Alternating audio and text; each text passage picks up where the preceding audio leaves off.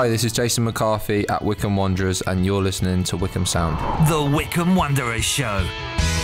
Welcome to the latest edition of the Wycombe Wanderers Show. We're previewing the visit of Port Vale, the final game before Christmas. It's exciting, isn't it? And we'll be chatting to Phil in just a few moments' time with our match briefing about that. A little later on in the show, we'll hear from manager Matt Bloomfield, who over the festive period is celebrating a 20-year anniversary with the club.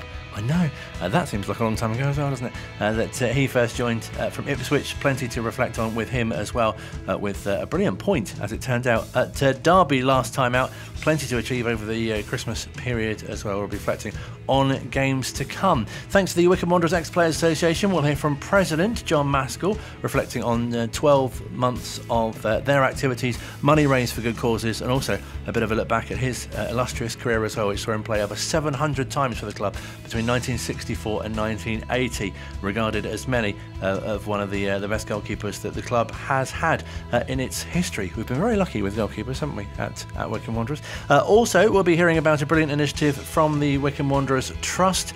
Bob, who is the new chairman of the Trust, will join us along with Ella, who's one of the presenters of a pilot YouTube show called Trust in the Blues, which has been launched this week and features a look at some of the volunteers behind the scenes at the club, and also a chat with Rob Couig as well, which is featured. So more on that to come as well. We'll catch up with Craig to find out the latest on Wycombe Wanderers women and their growth in popularity. And as mentioned, we'll hear from the manager as well. But first, our weekly chat with Phil, who, if you're listening to Ringing the Blues this week, you'll have heard that it was a fantastic point, as it turned out, up at Derby on Saturday. It's always a good week when you listen to Ringing the Blues, Colin.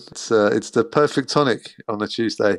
But yes, certainly after a last minute or 97th minute equaliser at Derby, and those Derby fans really took it in the spirit that it was intended as well, which was excellent. So yeah, it felt great, and the Derby fans that were sat near me on Saturday were quite gutted not to win against Wycombe Wanderers on Saturday. But I think across the game, we deserved something out of it, you know, and it showed the spirit of the boys, and we certainly, I think from a fan's perspective as well, certainly due some luck or some joy in injury time, because we've had it go against us a few times this season, and it hurts, and we know how much that hurts. So to be able to benefit from it on this occasion at a place like Pride Park, in front of all those fans, big old club, former Premier League club. So yeah, it did feel like a win. Of course, it isn't a win, which means that, you know, the point will be long forgotten if we don't win on Saturday, home game against Port Vale. So yeah, we've got to use that momentum from injury time into Adams Park on Saturday, and use it as a bit of a turning point. And it kind of did feel a bit like that something's dropped our way, and hopefully it now leads to an upturn in results in terms of a string of wins, hopefully over the Christmas period. And I think something else which really stood out for fans as well is the attacking and kind of urgency that was on display as well, and that will really bode well, especially, as you say, going into Saturday and the remainder of the Christmas fixtures as well. Yeah. So again, on Ringing the Blues, we had Duncan Alexander on, who is Mr. Data himself, was at Opta when they were bringing all that stuff in back in the day, and is now writing about stats and data and football for The Athletic. But a big Wycombe fan and a great speaker on data and an understander of it, and really good at explaining it as well, because I've noticed as well that Matt Bloomfield refers to his data quite a lot in his post-match interviews, and I was noticing as well a lot of the fans were frustrated by the results, and then those who don't buy into the data or want to understand it, which is absolutely fine and valid if that's the viewpoint, we're saying there's only one stat that's really important, and that's the amount of goals that have been scored. And of course, it's a results business. But just to get the background on the stats and the data and the underlying information that provides long term, and how it's used along with all the other things, traditional ways of football training, was really, really interesting. But, you know, the stats pointed to a really good performance by Wycombe Wanderers on Saturday. And, I think hopefully, like I say, we can build on it. Again, the stats against Shrewsbury showed a much better performance, but obviously we lost that one. So we need to make sure that the performance is there on Saturday, and the points from the board as well. That's really important, I think, going into Christmas. Because the XG is something you hear about a lot, and the XG must be rising a bit at the moment as well. Yes, yeah. XG is a stat that we've been used to now for about 5 or 6 years, but there's no column on the league table for XG. It's just an indicator. It's an underlying bit of information. But you've got to take your chances when you're on top and when you're in the final third. The other phrase I was taught by Duncan on Tuesday was field tilt, which shows you who's had the most play in the opposition's final third, or their defensive third, and things like that. So I was quite encouraged by that stat, because I was kind of one of these people who was a bit sort of nonplussed about passing stats when you sort of watch a team, their two centre backs pass the ball between each other for 25 minutes, and then the end of the game, the manager comes out and says, we made 607 successful passes, and they were all on the edge of their own penalty area. And you think, well, okay, good for you. But when this field tilt thing is about the amount of touches you get in the opposition's final third, which obviously is a much more dangerous place to do it, and dare I say, more effective place to do it if you can. So it's been good to kind of drag my sort of Neanderthal brain into the future of football data and understand it a bit better. Or did you learn anything from Felix on Tuesday as well? Yeah, absolutely. Always, mate. Yes. Yeah, it was good to have a co-host on Tuesday night, although slightly unannounced. Last time I saw him, I'd put him to bed. He was sound asleep, and then all of a sudden, there he was. And I'm not sure what it says about the quality of the podcast, but he soon went to sleep again when it finished. So, yeah. A lesson for us all there. Exactly. If you're having trouble sleeping, I'd fully recommend it. And also, I think Port Vale, they seem to be a side who are, in similar situation, only a couple of points above us in the table as well, of course. Yes, yeah, a team that have had a sort of a patchy start in the league, certainly, but they've been sort of stuck in some cup competitions as well. In fact, on Tuesday night this week, sold out, I think, a game against Middlesbrough at home in the League Cup. Lost that one 3-0, which was a bit of a free roll, really, wasn't it, for them? I don't think many people were expecting them to win, but obviously under the lights, magic of the cup, etc. But it certainly engaged the fan base and got the fans out for it, and they put out a strong side. The week before, they played in the FA Cup replay against Stevenage and were taken the whole way, lost on penalties, having been ahead for the vast majority of that replay as well, which would have been a bit galling for them. So hopefully these extra minutes in the legs will count in Wycombe's favour on Saturday that they've played, although it was a home game on Tuesday, but hopefully that would have sort of drained them, hopefully, so they'll be a little bit slower. But sometimes that can be the case, but often it's not. Sometimes they'll use it as the momentum. But yeah, had obviously they won against Middlesbrough, then they'd have sort of bounded into Adams Park and been full of the joys of life. But hopefully Tuesday night will take its toll in the latter stages of Saturday's game. And I think it's been pointed out, possibly by yourself, that Boxing Day will mark kind of the halfway point in the season, and I think sort of what would be your sort of first half of the season analysis of how it's gone so far. Well, I think it's fair to say that we're not overly pleased with the league position, but it's a tight league. I think it's all still to play for. I think there's been several challenges to overcome in the first half of the season, namely sort of injuries to key players and a disrupted side. But every team in the league will point to that at some point as well. So, yeah, I think there's been lots of encouraging signs. There's been a big sort of development in terms of how the team play. It's a very different approach to what we've been used to down the years. So that doesn't happen overnight. As we know in pre-season, the huge overturn of players as well. So yeah, and I think a bit like last season, we had a good run around this time last season, and around February time we were knocking on the door of the top six, and it can just show you what you can do at this stage of the season when the games are coming very, very thick and fast. You can accumulate points very, very quickly, and Wycombe need to hopefully build some momentum now over the festive period to do so, because there's always a couple of teams that surge up the table, and there's no reason why Wycombe can't do that. But yeah, they need to start putting some results together. I've noticed, especially in TV interviews, that the reporter often asks, a manager how pleased he is with something, or how happy he is with the performance. So how important will these festive fixtures be to sort of turning this sort of fortunes around, if you like? Well, yeah, like I said, in the space of sort of 10 days, you can, accumulate a potential like 12 points, which would be fantastic, But equally, all the other teams are going to be trying to do that too. That's the beauty of football. But yeah, it's going to be a challenge for all the teams involved in terms of managing their resources and the loads on the players and all the other bits and pieces, whilst also looking after the one metric that we mentioned earlier, the results. So I think with players coming back from injury now, Kane Vincent-Young, Jack Grimmer, Sam Vokes, David Wheeler recently coming back too, Jason McCarthy, Freddie Potts, the manager saying today, not far away. So the cavalry's arriving, and they're really good players, strong players. So if they were to be made available again, then you would assume that things would start to look up on the pitch as well, and freshen things up a bit, possibly, or add that element of competition. In terms of Freddie Potts, the quality that he was adding alongside Josh Scowen and his movement of the ball through the thirds, I think was really important to how we were playing, and they were in a really good rhythm in September, and we had some really good results in that time, and I don't think that's a coincidence. So. We've missed him.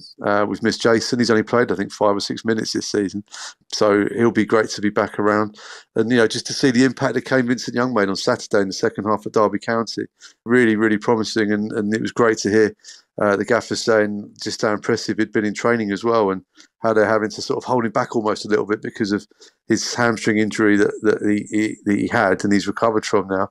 But they just need to make sure he sort of gets himself back in at a gradual pace, so there's no repeat of that. So he's fully fit and raring to go for that second half of the season, because, like I said earlier on, Wycombe hopefully can repeat what they did last season and have a strong start to the second half of the season and keep that going, hopefully without any disruption like we had last year. I've just calculated that if those 12 points are amassed, but nobody else plays, we'll be within 2 points of the playoffs. Well, we can hope for some incredibly sort of localised freak weather that cancels all the other League One fixtures apart from Wycombe's. That would be fantastic. Everything will seem much brighter. And the small matter of winning the games that were taking place as well would be handy. So yes. You don't ask for much, do you, Colin? It's a very brief Christmas list, but quite precise. Yes. Speaking of Christmas lists, there's a way if supporters perhaps need some extra gift ideas before the big day itself, they can perhaps get something that might work.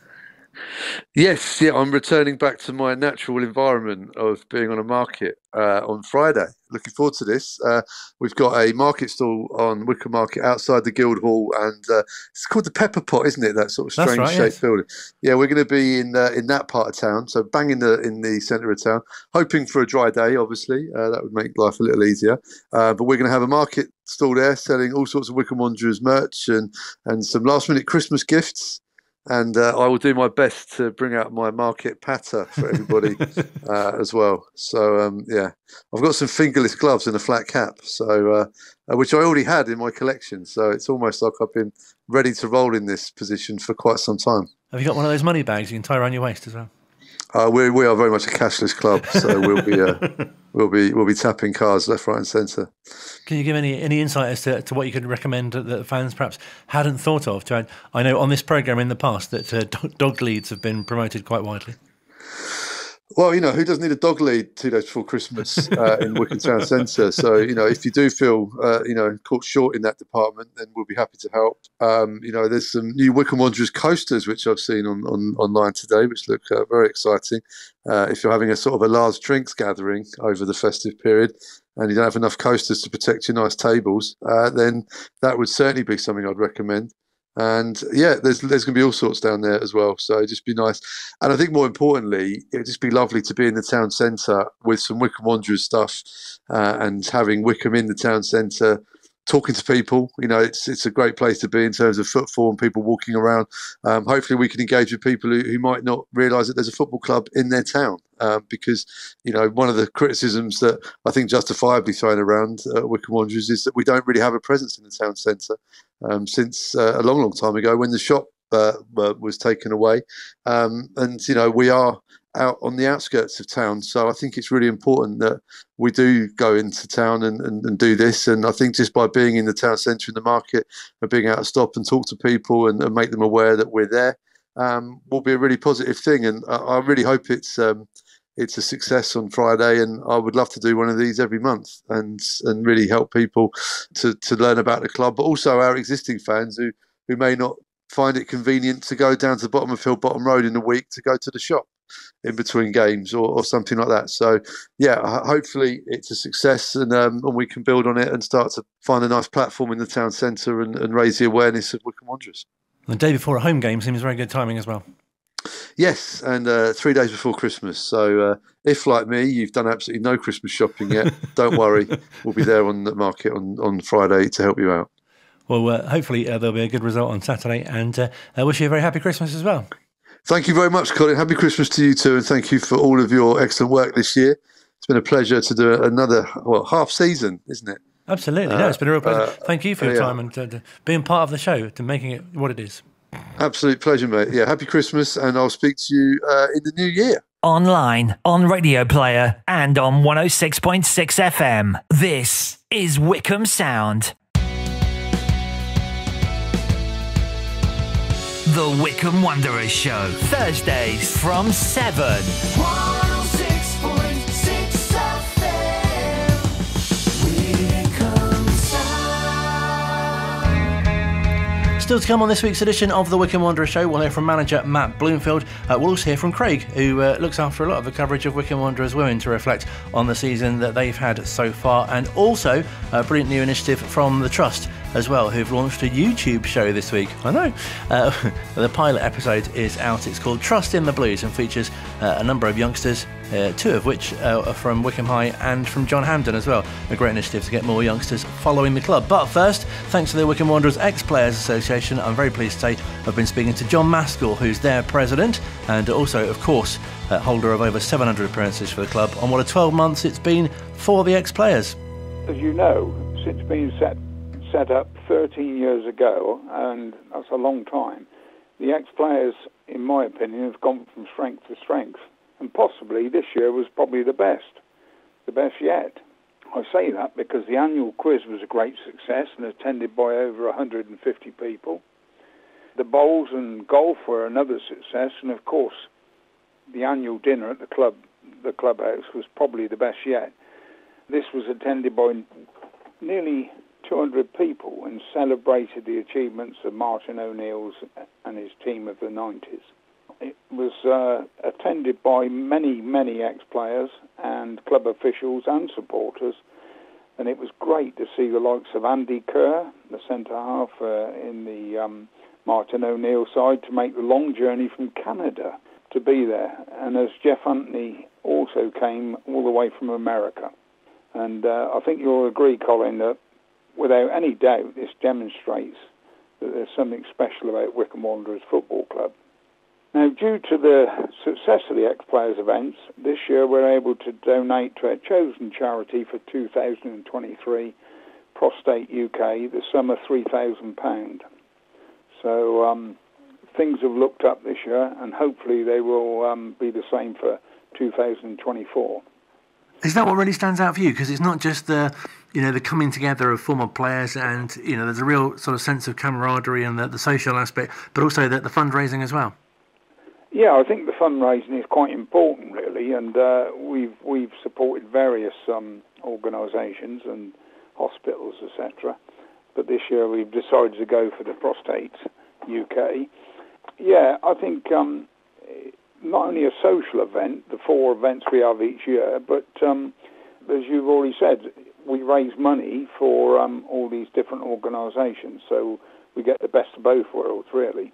And not just for charity, but for medical equipment and also to give back to the club as well. That's right. We try to do a little bit for the club, and it is a little bit in the whole scale of things, but we do a little bit for the club, and we're quite happy to do that, obviously, being associated with the club and being involved with the club. And I have to say that the club are very good to us as well. I mean, as you know, we get a box for each home game, and ex-players can attend if they're members. And the club allow us to use the premises for meetings, etc. I mean, I think at this point, I would like to say that, like all different organisations, there's lots of hard work and organising goes on behind the scenes. And as president of the Ex-Players Association, I'd just like to take this opportunity, talking to you, to thank all the committee who do such a great job, but in particular our chairman, Alan Hutchinson, vice chairman and chief organiser who does more than anybody else, I think, John Taylor, and of course Vince Faulkner, John Bignell and Keith Samuels, who do a great job representing their organisation, both on the committee and within the football club itself. Because, as you say, they do get involved match days, and they're on hand to do anything the club would want them to do on a match day experience. I mean, I'm sure you're asked many times, but what would you say makes it so successful and makes the club so special? I think it is special, yeah. I've always said, if you look at the last 50 years since I played, the club has always been, or the supporters have always had something to look forward to. They've always had success. And I don't want to sound like Roy Hodgson here and say the supporters have been spoiled, but who would have thought 50 years ago that Brian Lee set the scene for success and we would now be playing in League One? And I can't think, and you'll correct me if I'm wrong, of another league club who've had so much success in such a short time. 50 years is a short time in football when you look at all these clubs that have been around for hundreds of years. Yeah, every supporter has the right to criticise, but now's the time to get behind Matt and his team, and hopefully results will improve, and I'm sure they will. Because I'm sure, there are many occasions, when you played that, the club perhaps wasn't doing so well, and it was the supporters that really made a difference. Exactly. Yes, you're dead right. What I'd like to see for 2004, I'd like to see the supporters get behind Matt and the team, and I'd certainly like to see the gates improved, because I don't think they're getting the gates they deserved. I know some people will complain, but some supporters would say that to do that we need to start winning games, which I cannot disagree with. However, we need large crowds who get behind the team and intimidate the opposition to a point where a home game is almost a goal start. And I can remember those days where I spoke to opposition players and they would say, we like come to Wycombe because of their large crowds, but it does intimidate you, and it's almost like a goal start for you. And I think it'd be nice to get that sort of atmosphere down at the club again, but obviously it's a chicken and egg thing, isn't it? You've got to start winning to get the crowds there. Because obviously when you played, there were some big crowds at some of the games, and that was in the non-league days. Oh yeah. I mean, I can remember playing in a Amateur Cup quarter-final at home, and there was nearly 10,000 there, so it's, and I feel that's what disappoints me nowadays. I know there's more for things to do, for people to do, but I'm disappointed that we don't get better crowds than we do, because we deserve it, really, I think, as a club. I think as well, and again, this is probably something you can relate to from when you played, but I think a good run of consistency would really benefit everyone, wouldn't it? Yeah, it would. You're quite right. If we win 5 or 6 games on the trot, you'll see the gates improve. And that's no different with any other football club. They're all the same. You get the ardent supporters, and you also get who will come regardless of results, and you also get those that come when the team's winning. But I'd like to see more of a solid sort of gate every week. If you asked me to put a figure on it, I'd say that, I would think 5,000-6,000 should be every week. And of course, the big games, hopefully we get 9,000-10,000. But you're right, you've got to start winning to bring people into the club. Yeah. Because it feels like an exciting time, doesn't it? The manager's getting the team playing in a different way, and there is a really exciting group of players he's got there as well. Yeah, I think so. And I don't always go to the games, but I certainly watch all the highlights on television. I think they've been a bit unfortunate, actually. So I watched a few games where they should have won by 3 or 4 goals, and they haven't. And I think that's about confidence. And again, the crowd getting behind you, and because regardless of whether you're full-time professional or you're an amateur, it does affect you.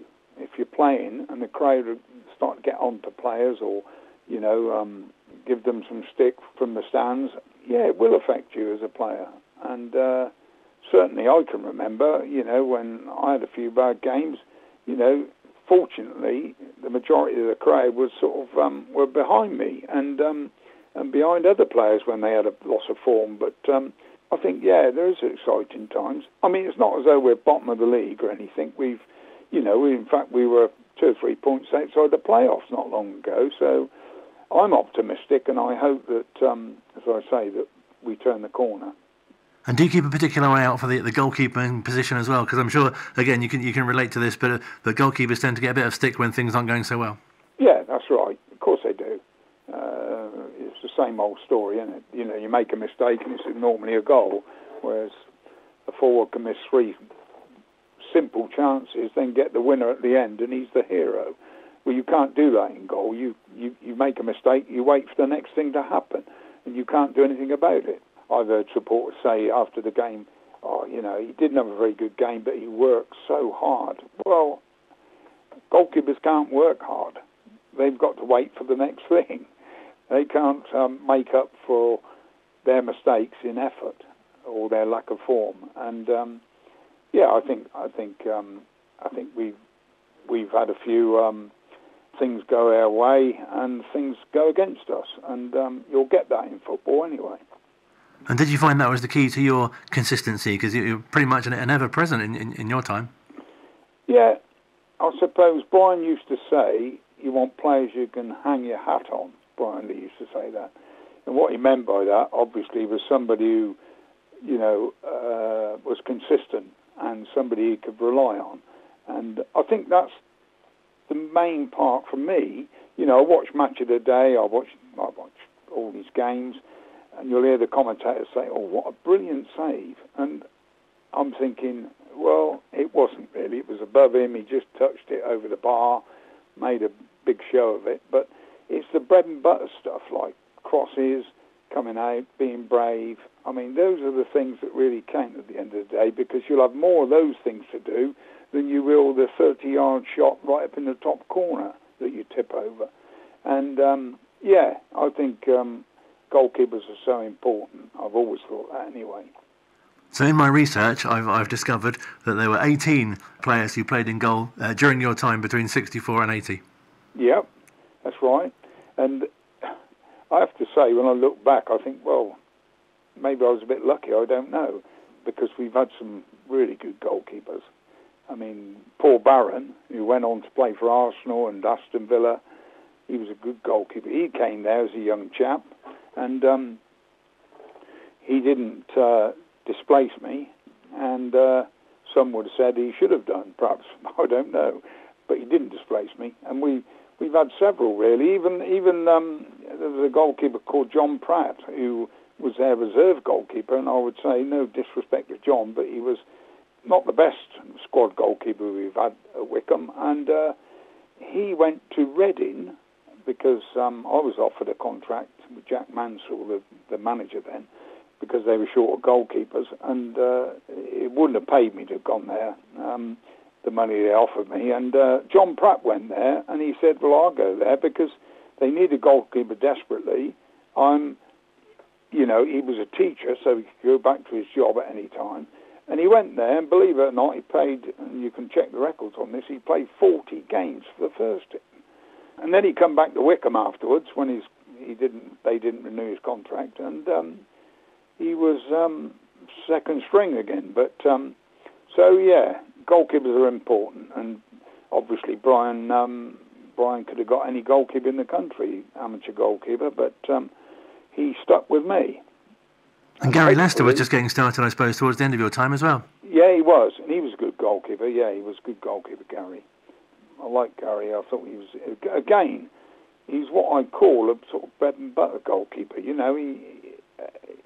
was brave. He did the simple things well, and he didn't make many mistakes. And that's what you want from a goalkeeper.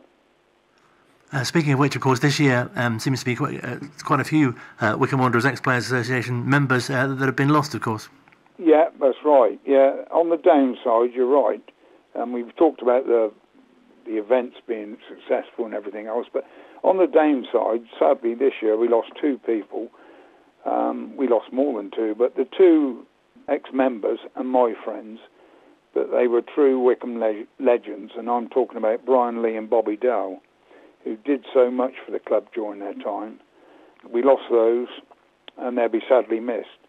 But on the plus side, I have to say we still have over 100 members, which is probably one of the highest in the country for any club, and I'm talking about Premier Division size here. 100 members, ex-players, and I'm glad to say our last signing was Dave Carroll, who, as you know, it was an absolute legend at the club. No, absolutely. And you talk about what you'd hope to achieve on the pitch, and it'd be nice to see the ex-players go from strength to strength again in 2024 as well. I think you're right, yeah. I would like to see that. Obviously, you need people behind the scenes doing all the good work they do. But yeah, I would like to see it. I think I'd like to see us work more closely with the club as well, because at the end of the day, we're all in it together, and we're all Wycombe Wanderers fans, really. No, absolutely. Well, it's been a pleasure to speak to you. Thank you so much for your time, and I wish you a very happy Christmas as well. Thank you very much. Finally, just before we go, can I just say on behalf of the Ex-Players Association, I'd like to wish Matt and his team, the club, and all the supporters a great Christmas and a Happy New Year. Great as always to have John Maskell on, and wish him and his family and the rest of the Wycombe Wanderers Ex-Players Association a very happy Christmas, and look forward to speaking to more of their members in 2024. We've got a compilation on next week's show of some of the best ones that we've spoken to. Well, they're all best, aren't they? We'll probably feature them all, to be honest, in this calendar year, and then we'll do one at the end of the season as well. Very much looking forward to that. Let's turn our attention to the Trust now, and if you're listening to this morning's mid-morning, might be unlikely, then we were joined by Bob Massey, who's the new chair of the Trust, and also Ella, who's one of two presenters, Ella from Wycombe High, along with Freddie, who is from John Hampden, who are doing the pilot show of a new YouTube show called Trust in the Blues. And Bob can tell us a bit more. Wycombe High TV set up really during COVID, but we built on that. It went from strength to strength and was sort of, I like to think, instrumental in winning us the Sunday Times Parent Power Secondary School of the Year. The Wycombe High TV, which is the country's only student-led school TV channel, was cited throughout the Sunday Times nomination that won us the Secondary School of the Year for 2023. So we've only got a couple more weeks really to enjoy that. But yeah, Wycombe High TV, I get a great buzz out of it. I get as much excitement as I did working for ITV, sort of making shows that were watched by millions. I get a real excitement and a joy really from the students, and the fact that they are so talented, and the work that they do for the TV channel is just wonderful. Students like Ella, who's with us here today, just really always, still now sort of 3.5 years on, still always surprise me with just how good they are. And Ella, great to talk to you, and thank you so much for joining us on your school holidays. What was it like to be involved in the pilot of this show? It was different. I mean, working with Freddie as well, new people, and talking with Bob as well, like something that I just never thought I'd be able to do. But it's been really fun, and getting to learn about the football. And obviously, I'm not someone who knows a lot about it, but it's been really good. And I think a lot of younger people can kind of relate to what we're doing, which I think is really good. And what were some of the highlights for you for putting it together? I just think seeing it all come together and doing little bits, and it was kind of like a week-long process, I'd say. So we had to get the script together and then film it, which was probably the most fun bit, filming it. It's quite fun. And then surprising the local hero as well was definitely something that was just really exciting, and just, love to surprise people and see their faces when it happens. It's a really nice element. And Bob, it must be great to work with the youngsters and put that together with all the different elements of the show as well.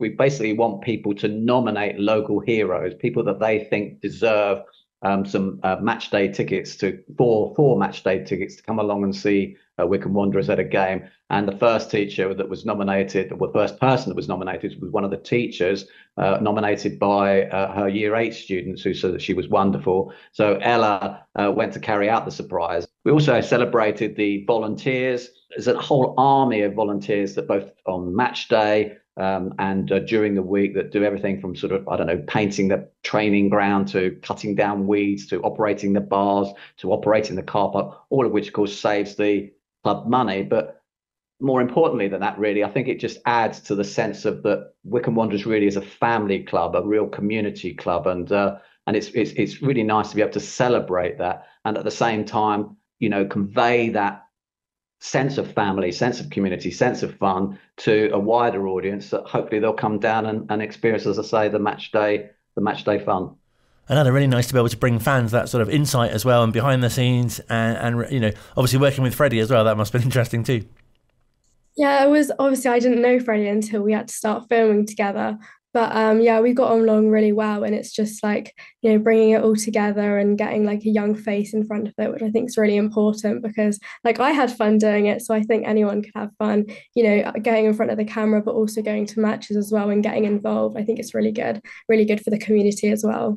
Moving forward, we want other sixth formers to come and join Ella and Freddie and become part of the Trust in the Blues reporter and presenter pool, as it were. So if you're listening and you are a sixth former at any local school in the South Bucks area or in and around Wycombe, or indeed if you know any sixth formers and you think, well, they'd make a really good sort of TV presenter, more than happy, please contact me either at Wycombe High School, or you can write to win@wwst.org.uk. That's win@wwst.org.uk. Love to hear from you in terms of, if you're a sixth former and you want to sort of present the show, or indeed do some of the features and report on those. Online, on Radio Player, and on 106.6 FM. This is Wycombe Sound. Final part of the Wycombe Wanderers show on the way shortly. We'll hear from manager Matt Bloomfield as we look ahead to the game against Port Vale on Saturday. Lots more to cover with him as well. But first, if you're a regular listener to the show, you'll know that we always like to follow Wycombe Wanderers women. They're on a bit of a winter break at the moment, a mid-season break. And we spoke to Captain Bobby Lynch last week. Craig's with us as well, who does a lot of great work with their social media, and you might not know, arranges the interviews for us. Very good to have you on the show this week. Thank you, Colin. Looks like I've arranged myself this week, doesn't it? So, You've booked yourself in. Well done. Give the girls they get a winter break now, a couple of weeks from football, so they get a week or two rest of media responsibilities as well. And a number of them that we've spoken to really kind of, and rightly so, praise the social media aspect, and it's really helped to raise the profile of all of the teams this year. I think so. I think I had a few parents, I think, and in the summer, kind of come up to myself and to Bobby and say, like, these other bigger clubs and these clubs in higher divisions have seen the highlights and they've got all that player's good. Maybe we should take a look at her, and which is a nice compliment from our behalf, and it's a compliment on the club that the club are doing the right things and the gaffer's doing the right things and developing these young players. But also just from my own perspective, like to look at other sort of teams in our league and even teams just up in national. I personally think we put out a really good product. I think, the match highlights, the camera, the photography, that we're very lucky with Charlie Carter, who you might not know, he works for Prime Media, and he does a lot of work with the men's team as well. He's the big brother of Molly Carter, who scored her first senior women's hat-trick against Milton last Sunday, or Sunday before rather. So we're very, very, very lucky to have him. We've got Darcy. Darcy's just joined our team as well, and she's been brilliant. She's been super helpful. She helps us out on media days and match days. She was doing camera work, but now she's kind of helping us with more sort of match day reports and stories and stuff. And she's even done stuff with the men as well now. So from a team perspective, the four of us, I think I'm really proud of the work we've achieved. And I can say compared to other clubs, I really think we've got a better product.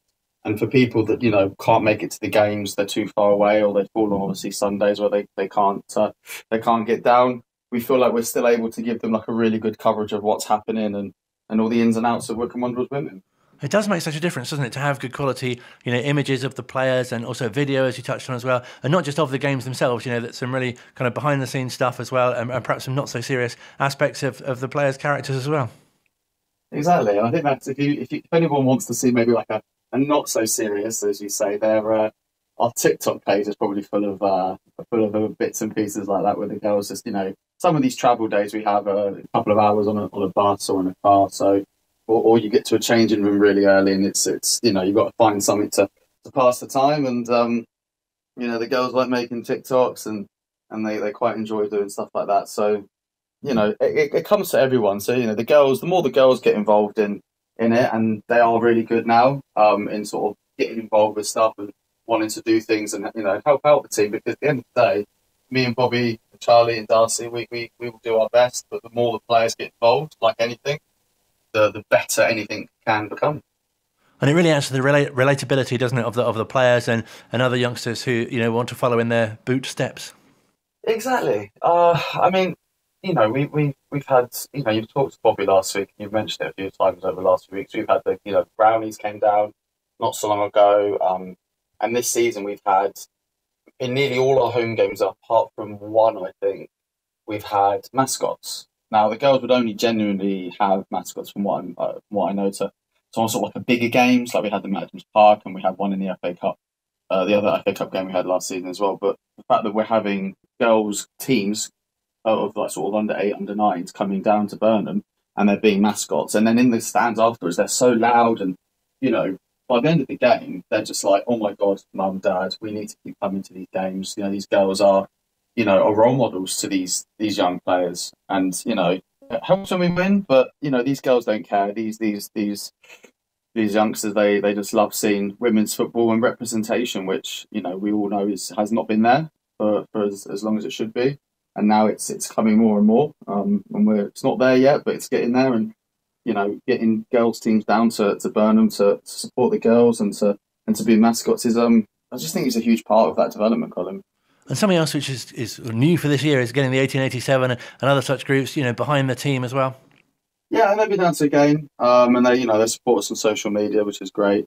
But you know, it's just the, you know, the more the merrier, really. You know, the more support we have from fan groups, you know, and just retweeting and stuff. And I know there's the Wickham Way and the Wickham Zone, and there's a few others now that are in the social media universe, the Wickham universe, shall we say, Colin.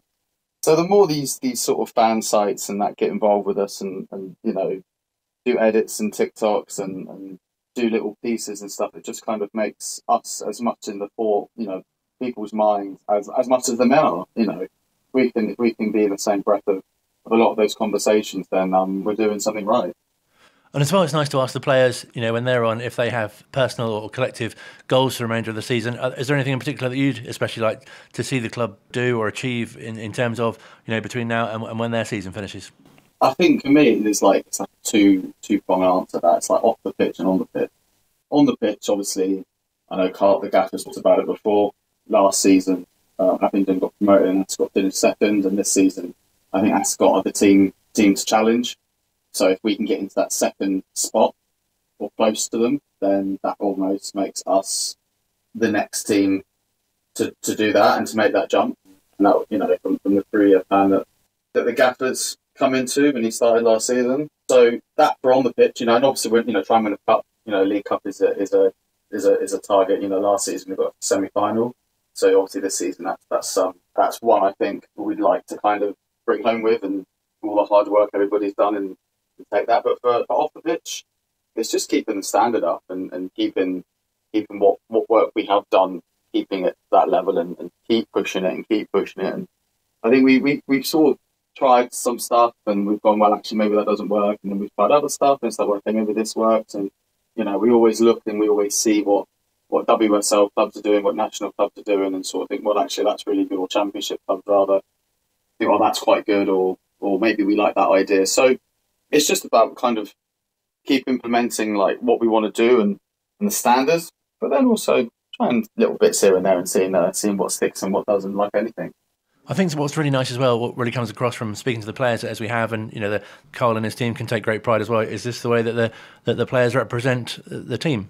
Yeah, they all speak really well. You know, I know we sometimes joke that there's a few of the girls that are like aunties and grannies, and then we've got a few girls that are sort of 16, 17, 18. But you know, that mixture, like you've come across yourself, Colin, over the last sort of few months from speaking to them, you'll see that balance, and you know, some of them really like thrive under that responsibility, and the younger ones, you know, they're only young but they speak so well. They've got really good head on their shoulders, and I think it's probably why, even at a young age, that they are doing as well as they are when they're in the first team. because they have that sort of not only that mental maturity but that football maturity to make the right decisions on and off the pitch. And yeah, when they come and speak to me or when they speak to you, I've always been impressed with how well they speak and how they handle themselves. No, absolutely. So for supporters, remind us when they're next in action.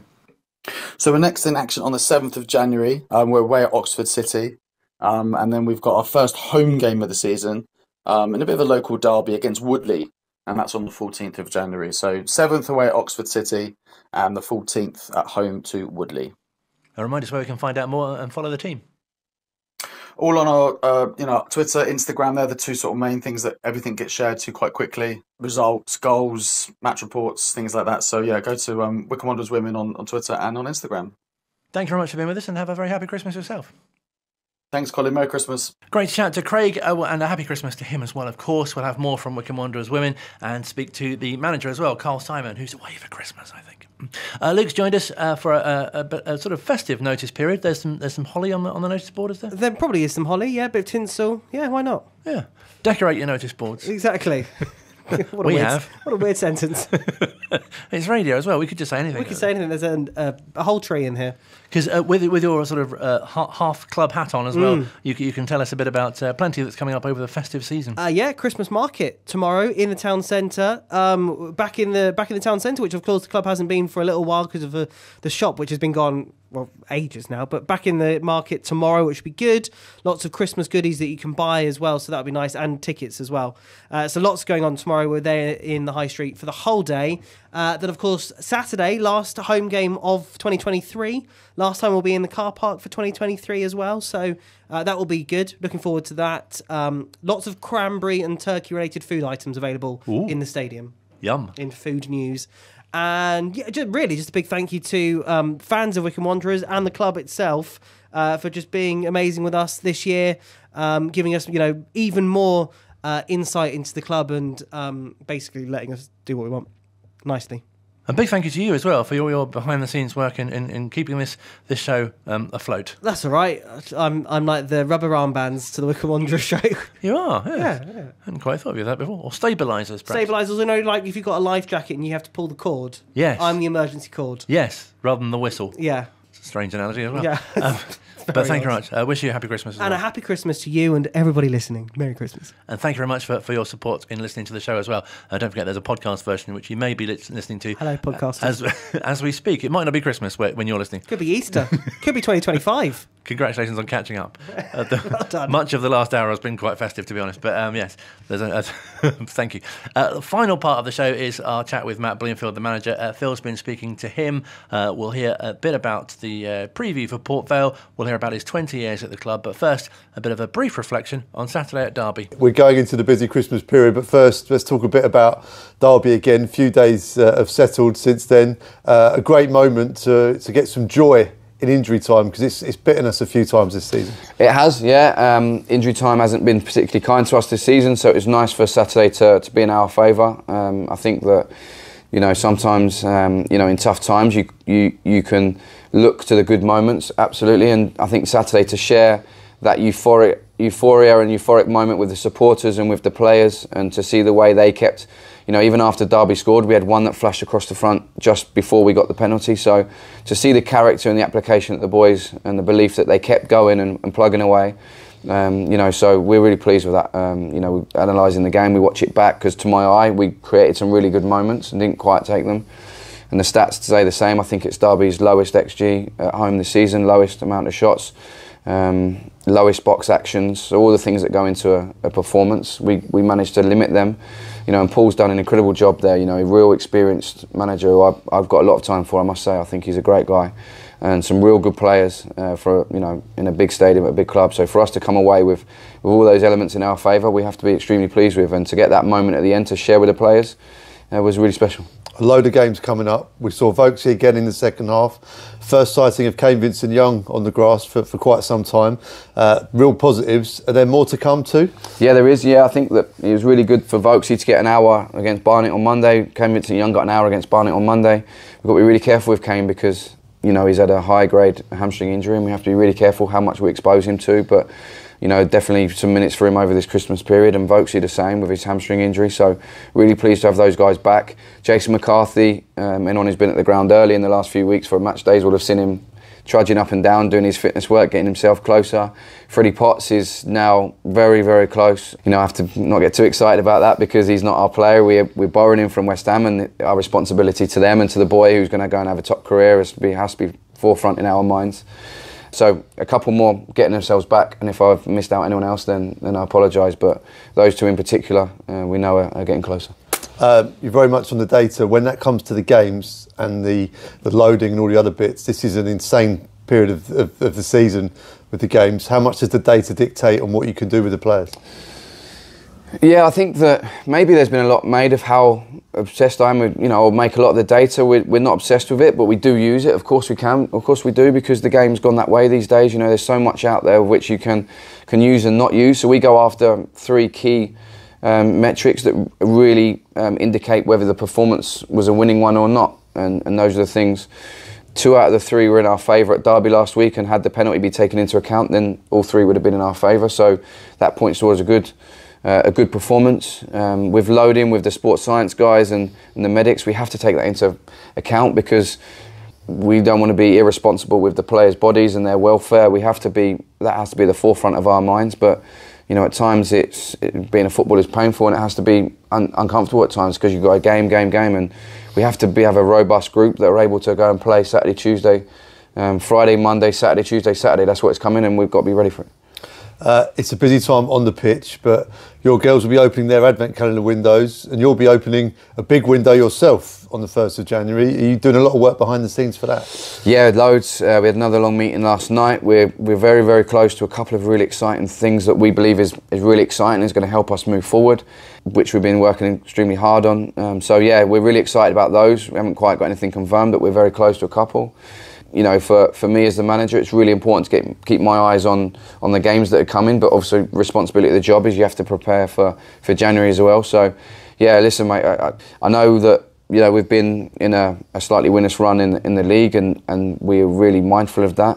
But I believe in this group, I believe in what we're doing, I believe in how we're moving forward, and a lot of the key indicators have shown that we're very, very close to being a top team in this league, but haven't quite got there. So if we can move a couple of bits around in January to create something more, then obviously we will do that. The first game of this run is Port Vale, and they've had a lot of cup action, a bit of heartbreak against Stevenage in the FA Cup on penalties, having led several times in that replay, and then a big game against Middlesbrough where they were the underdog in front of a packed house. Is that playing into your favour a bit? That may show in their legs possibly on Saturday? Possibly, but we know that they've got some good young players who are robust and can go Saturday, Tuesday. They've shown that already, and after the FA Cup game against Stevenage, they obviously played extremely well against Wigan last Saturday and won the game. So everyone's in a really busy run at this moment in time. They've had a tough game last night against Middlesbrough, but we're sure they're ready to go. I like the way they build. I like the way they're playing. I think they've got good rotation in their create phase. So yeah, there's some good players in there we've got to be aware of. And with this busy run, this first game of this block, how important is that game to get off to a good start in this block?